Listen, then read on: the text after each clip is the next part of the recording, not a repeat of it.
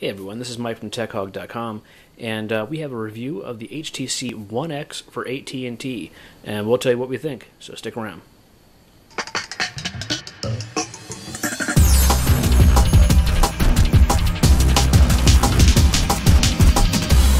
Alright, so this is the device itself. As you can see from the profile, it is very, very thin. I think it's just over 8 millimeters in thickness. So let's give you kind of an overview of the device itself. On the left-hand side here, we have your micro USB for charging and syncing. We'll switch it over to the bottom. The only thing on the bottom is just a small little hole here for the microphone for when you're doing voice calls.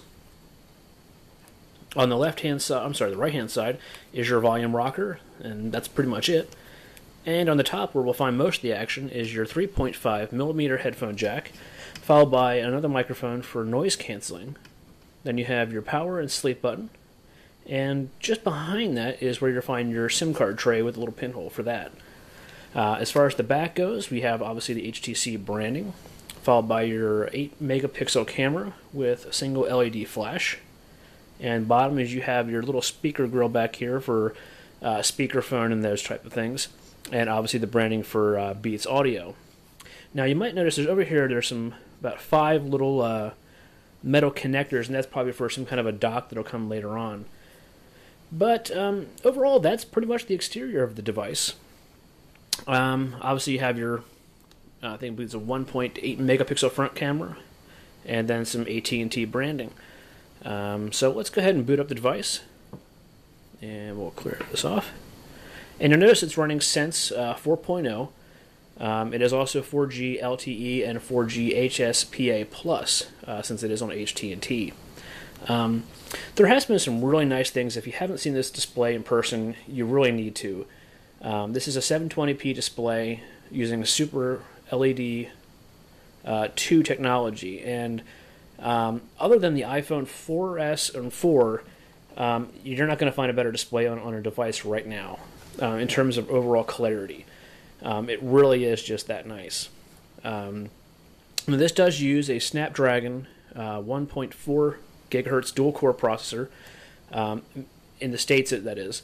If you're overseas in Europe, you're probably getting the quad-core Tegra 3, but you don't have LTE. So, overall, the device is... I've got to say, after using it for about, almost 2 weeks now, in terms of Android devices, there's really not much else out there aside from the Galaxy S3 that can really hold a candle to this device. It's fast, it's snappy. You'll just see how quickly it goes through screens. The only bad thing is even as minimized as it is, Sense still does kind of get in the way. I've ran some Quadrant reports, and it's it tells you that your device, how it ranks, and if you want, we can run through one real quick. You'll notice that we're on a full benchmark and let it go. The problem is that because of running the Sense, there's other devices out there that may be running without Sense, and they might tend to run a little bit faster. But the last time I ran the test, and let's see if it makes me a liar, it actually says my device, and then it actually has the HTC One X benchmarking above it.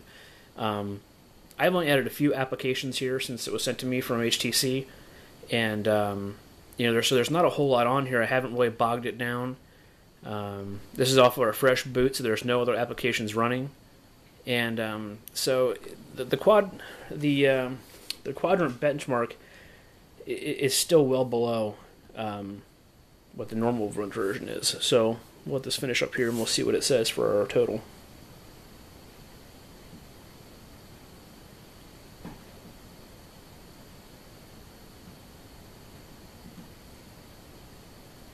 All right.